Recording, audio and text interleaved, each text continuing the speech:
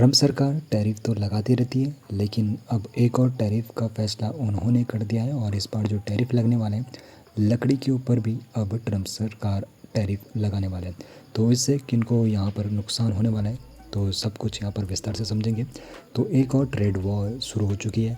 लकड़ी पर जो नई टैरिफ है उसका क्या मतलब बनता है, आखिर जो ट्रम्प ने लकड़ी के प्रोडक्ट के ऊपर जो टैरिफ लगाया है कितना प्रतिशत टैरिफ लगेगा और किन देशों को इसमें छूट मिलने वाली है, तो ये सब हम विस्तार से समझने वाले हैं। सबसे पहले बात करेंगे ट्रम्प का जो लकड़ी का टैरिफ है वो कितने प्रतिशत है और ये जो नया शुल्क लग रहा है ये कितना लग रहा है और इसकी शुरुआत कब से होने वाली है, विस्तार से इसे जानते हैं। तो सॉफ्टवुड, टिम्बर और लंबर के जो प्रोडक्ट होंगे उन पे 10% टैरिफ की दर यहाँ पर रखी गई है।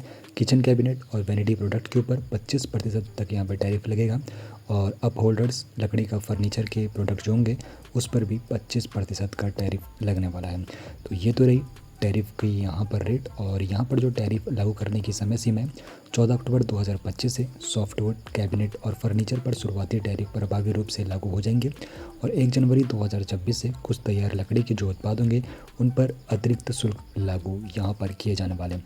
तो काफ़ी बड़ी बात यहाँ पर ट्रम्प सरकार की तरफ से ये फैसले लिए जा रहे हैं।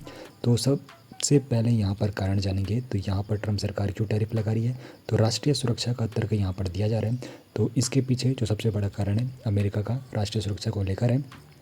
ट्रेड एक्सपेंशन एक्ट सेक्शन 232, ये कानून जो है राष्ट्रपति को राष्ट्रीय सुरक्षा को खतरा पहुंचाने वाले आयातों पर टैरिफ लगाने की अनुमति देता है और इसी कानून की बदौलत जो ट्रम्प सरकार है वो यहाँ पर टैरिफ लगा रही है लकड़ी के प्रोडक्ट के ऊपर। तो अत्यधिक आयात से अगर अमेरिका को नुकसान होता है या फिर उन्हें लगता है कि उनके जो यहाँ पर निजी जानकारी है वो सुरक्षित नहीं है, तो इस स्थिति में घरेलू सप्लाई चेन और राष्ट्रीय सुरक्षा को जब नुकसान होने की खबरें बताई जा रही है तो इसीलिए टैरिफ लग रहा है। तो समझते हैं आखिर किन को फ़ायदा होने वाला है और किन को नुकसान होगा इस टैरिफ से, विस्तार से। तो आपको बता दूं, जो यहाँ पर घरेलू उद्योग है अमेरिका का, जिसमें लकड़ी, फर्नीचर और निर्माण जो उनका उद्योग है उसको बढ़ावा मिलने की पूरी उम्मीद है। लेकिन जो विदेशी निर्माता होंगे, विदेशी जो एक्सपोर्टर होंगे और अमेरिकी जो आयातक होंगे यानी कि जो इंपोर्टर होंगे और साथ ही साथ जो अमेरिका के उपभोक्ता होंगे उनको ऊंची कीमतों का सामना करना पड़ सकता है, उनको यहाँ पर नुकसान होने की संभावना है।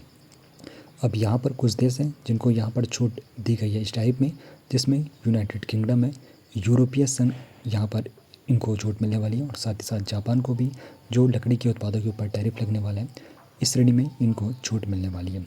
अब यहाँ पर समझते हैं भारत पर इसका क्या असर पड़ने वाला है, भारत में किन कंपनियों पर यहाँ पर ज़्यादा असर पड़ेगा और यहाँ पर जो भारत पर टैरिफ लग रहा है कितने प्रतिशत लग रहा है वो भी विस्तार से समझते हैं। तो भारत के ऊपर जो यहाँ पर टैरिफ लगने वाला है 25% तक यहाँ पर टैरिफ लगने वाले हैं। जो यहाँ पर लकड़ी के जो प्रोडक्ट है जो भारत में निर्मित है तो उन पर 25% तक का टैरिफ लगने वाले हैं।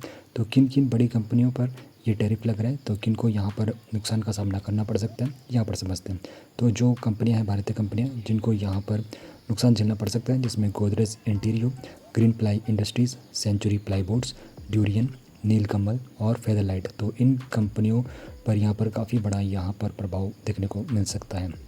इस टैरिफ का सीधा असर एमएसएमई यानी कि छोटे और जो मजदूर बिजनेस होते हैं उन पर यहाँ पर असर देखने को मिलने वाला है और लाखों लोगों की नौकरियों को खतरा हो सकता है।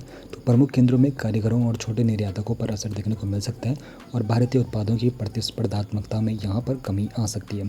तो भारत पर भी काफ़ी असर यहाँ पर पड़ने वाला है। तो लकड़ी के जो यहाँ पर कंपनियाँ हैं, लकड़ी सेक्टर वाली जो कंपनियाँ हैं उन पर असर यहाँ पर पड़ेगा। तो अब आगे की क्या रणनीति होती है और यहाँ पर क्या सवाल यहाँ पर है, तो इसके बारे में आपको बताऊँ। तो भारतीय निर्यातक जो हैं अब नए बाज़ारों की ओर रुख करने वाले, क्योंकि जो यहाँ पर लकड़ी के प्रोडक्ट के ऊपर टैरिफ है तो यहाँ पर अब जो कंपनियाँ हैं वो अन्य देशों की ओर, जिसमें यूरोपीय संघ हो गया और अन्य जो देश है वहाँ की तरफ अब रुख करेंगे, क्योंकि अमेरिका की तरफ से अब टैरिफ लगा गया। तो एक सवाल जो हमारे लिए यहाँ पर बनता है, तो टैरिफ की असली कीमत आखिर में कौन चुकाता है, वो देश जो टैरिफ लगाता है या फिर वो कंपनियाँ जो एक्सपोर्ट करती हैं या फिर उस देश के नागरिक जो ऊँची दरों में सामान खरीदते हैं, आखिर टैरिफ की असली कीमत कौन चुकाता है।